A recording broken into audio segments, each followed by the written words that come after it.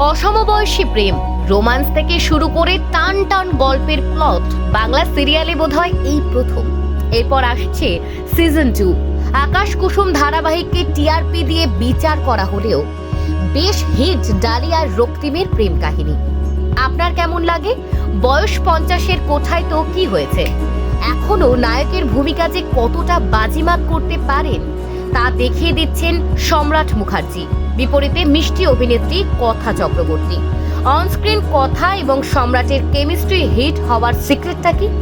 অসমবয়সী প্রেমের গল্প নাকি অন্য কিছু? নায়িকা কথাকে কতটুকু চেনেন? কথা চক্রবর্তীকে গাঁটছড়া ধারাবাহিকে গুরুত্বপূর্ণ চরিত্রে দেখা গিয়েছিল, তবে গাঁটছড়া শেষ হবার পর বেশি দিন বসে থাকতে হয়নি, এন্ট্রি নেন আকাশ কুসুম ধারাবাহিকের প্রধান চরিত্রে। কথা সম্রাটের অসমবয়সী প্রেমের গল্প এতটাই হিট করেছে যে আসছে সিজন 2। মুখ্য চরিত্রে আবারও কি দেখবেন সেই রক্তিম ডালের কেমিস্ট্রি? প্রসঙ্গত, বহুদিন পর ধারাবাহিকের হাত ধরে ছোট পর্দায় মুখ্য চরিত্রে ফিরেছেন অভিনেতা সম্রাট। তিনি শুধু অভিনেতাই নন, বরং অভিনেতা অভিনেত্রী তৈরির কারিগর। তার হাতে তৈরি হয়েছে মিমি চক্রবর্তী থেকে শুরু করে যশ দাশগুপ্তের মতো তারকারা। পাশাপাশি সম্রাট একজন গুণী নৃত্যশিল্পী।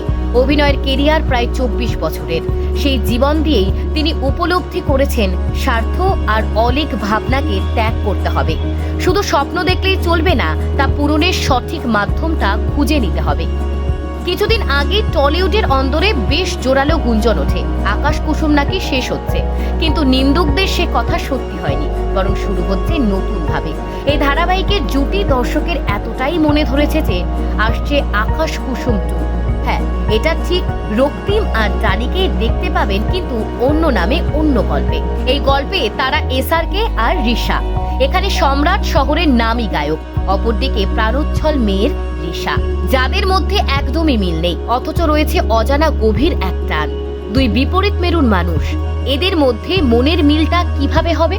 তারই উত্তর দিতে খুব শীঘ্রই আসছে আকাশ কুসুমের দ্বিতীয় পার্ট। আর হ্যাঁ, ধারাবাহিকে এমন ঘটনার নজির একেবারে যে নেই তা নয়, এর আগেও কিন্তু মানুষ দেখেছে। এখানে আকাশ নীলের দ্বিতীয় ভাগ, আর এবার দেখবে আকাশ কুসুম। পর্দায় কথা আর সম্রাটের জুটি আপনাদের কেমন লাগে?